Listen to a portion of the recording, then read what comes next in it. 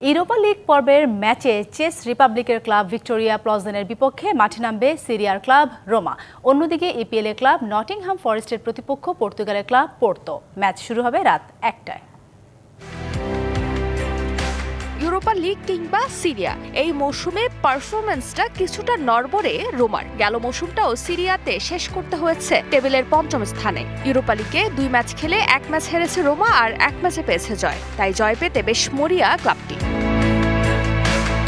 Chess রিপাবলিকের club প্লজেন সাম্প্রতিক পারফরম্যান্সে রোমার চেয়ে যদিও ঢের এগিয়ে আছে। ইউরোপা লিগে ম্যাচ খেলে কোনো ম্যাচ হারেনি তারা। ২ ম্যাচ খেলে ১ ড্র এর সাথে ১ ম্যাচে জয় পেয়েছে। তবে দু দলের মুখোমুখি দেখায় প্লজের চেয়ে এগিয়ে আছে রোমা। ৫ দেখায় প্রতিপক্ষের বিপক্ষে ২ ম্যাচে জয় তুলে নিয়েছে রোমা, আর ২ ম্যাচ হয়েছে ড্র, আর ১ ম্যাচে জয় তুলে নিয়েছে ভিক্টোরিয়া প্লজেন। তাই জয়ে সে আত্মবিশ্বাস নিয়ে মাঠে নামবে রোমা।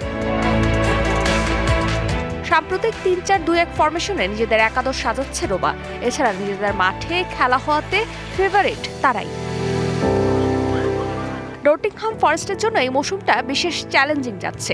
শেষ ১০টি ম্যাচে তারা কোনোটাতেই জয় পায়নি। ইপিএল আর ইউরোপা লিগে ২ জায়গাতেই জয়হীন ইপিএল এর দলটি।